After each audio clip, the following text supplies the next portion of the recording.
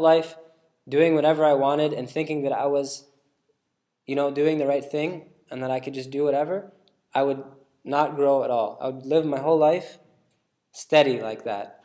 The only way to grow is to admit you're wrong and to be ready to change based on different things in your life, based on reading the Bible, based on the criticisms of other people, and based on the constructive criticism of a priest. If you think about it, everyone has been in like the business world or like any kind of like job. The big thing now is evaluations, right? Everyone gets evaluated. The boss evaluates the lower people evaluate the boss, the people, everyone gets evaluated. They call it 360 degrees of evaluation. And it's a big business model, and the reason is because when you hear the criticism, you have an opportunity to realize what you're doing wrong and to change it, right? And it's the same thing. It's a simple concept, but it's the same thing in our spiritual lives. Let us be criticized. Let us realize that we're doing things that are wrong, and let us change. It's instead of taking offense, think of it as an opportunity to grow. A different attitude.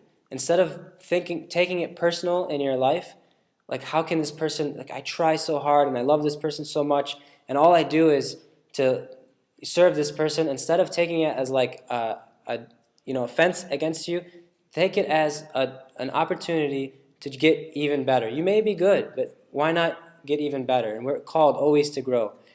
And this is how Christ, I think this is why Christ says, be like a child. Be ready to grow, always.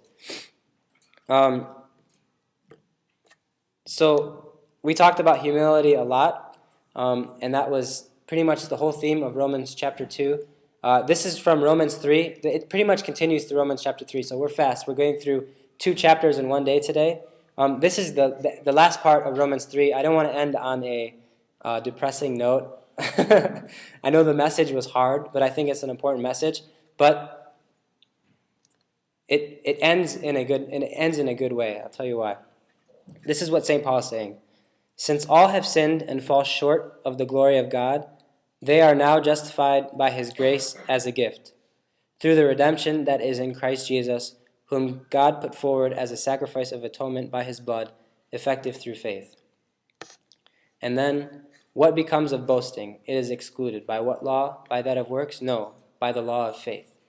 So, we're being humbled today, and we know that humility is very important, and we know that we're always going to be wrong, but it's good that we're always wrong. And it's good that we understand that we're wrong, and it's good that we realize that we're wrong. Why?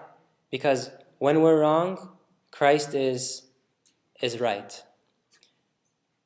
When I know that I'm doing the wrong things, when my life is inadequate, I know that Christ, his redemption, and his work, and his grace, like St. Peter told us, will be working in my life. And that's the key. That's the key. It shouldn't be a depressing message. It should be, let me figure out what I'm doing wrong, and let me just let Christ work in my life.